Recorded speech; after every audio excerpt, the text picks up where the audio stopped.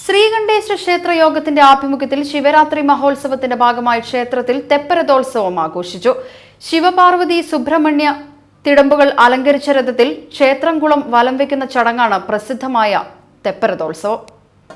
ശിവരാത്രിയോടനുബന്ധിച്ച് കോഴിക്കോട് ശ്രീകണ്ഠേശ്വര ക്ഷേത്രത്തിൽ തെപ്പരഥോത്സവം കൊണ്ടാടി. ക്ഷേത്രനടയിൽ വെച്ച് പാണക്കുട കൈമാറ്റ ചടങ്ങ് നടന്നു. തുടർന്ന് ക്ഷേത്രകുളത്തിൽ മേൽശാന്തി ശുഭശാന്തിയുടെയും മറ്റ് ശാന്തിമാരുടെയും കാർമ്മികത്വത്തിൽ പൂജാതി കർമ്മങ്ങൾക്ക് ശേഷം തെപ്പരഥോത്സവം നടന്നു.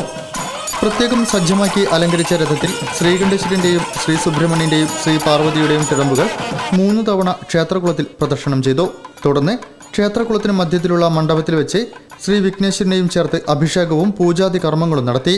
തിരിച്ച് 2 തവണ രഥത്തിൽ പ്രദർശനത്തിന് ശേഷം 3 ഗജവീരന്മാരുടെ അകമ്പടിയോടെ എഴുന്നള്ളിപ്പിനായി ക്ഷേത്രത്തിൽ കൊണ്ടുവന്നു.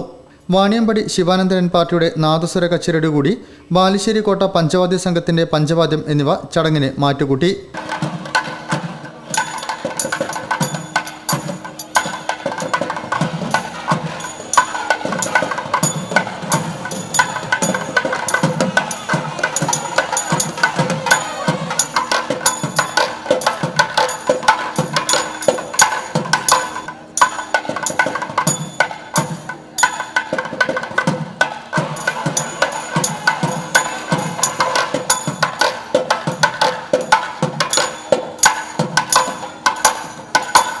ക്ഷേത്രയോഗം president PV Chandran, vice president Sundardas Poroli, general secretary E Aniruddhan, joint secretary Suresh Babu Edakkoth, treasurer Arun KV, director Tharamal Prasannakumar, decoration committee convener KC Vasu എന്നിവർ നേതൃത്വം നൽകി.